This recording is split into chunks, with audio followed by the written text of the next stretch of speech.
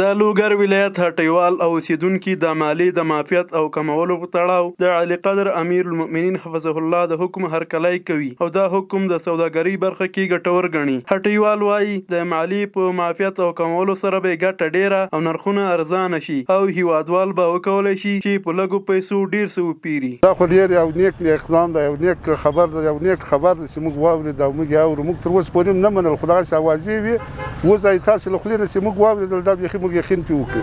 یعنې دا مالیات چې وو دغه ټول په موږ باندې بوج وو. موږ خو الحمدلله زښت ډېر تر خوشحاله یو، الله دې ژوندی لري امیر المؤمنین.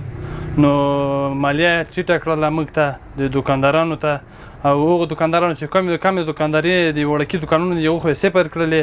الله دې نور هم ژوندی لري، الله دې ښه ورسره وکړي.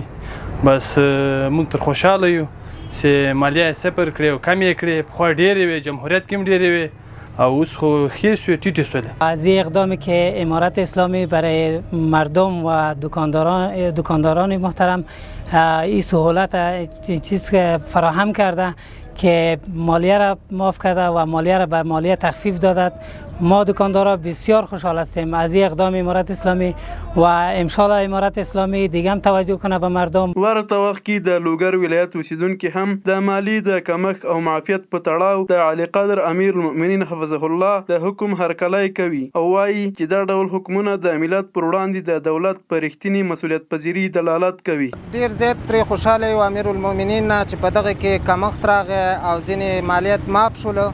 د مونږ ډیره مننه کوو د مشرتابه څخه د اماراتو، او مونږ غواړو چې په دې کې نور هم کمښت راشي. دا خو یو ډېر نیک عمل ده چې یو ډېر نیک کار ده چې د مظلوم ملت لپاره دومره مالیه معاف کوي. خلک غریبان دي، بېواسه دي، نو دا ډېر د خوشحالۍ خبره ده. ټول ملت باید په دې خبره باندې خوشحاله شي او د خوشحالۍ ځای د الله تعالی دې وکړي چې نور هم دغسې اقدام وکړي چې نور مشکلات هم له خلکو نه خلاص. علي قدر امیر المؤمنین حفظه الله د حکم پر بنسټ پر هغو هټیوالو او سوداګریزو توکو مالیه معاف کړه چې کلني پروشات یې تر 2 میلیونو کم وي او همداراز یې ثابته مالیه له 0.5% څخه 0.3% ته راټیټه کړه.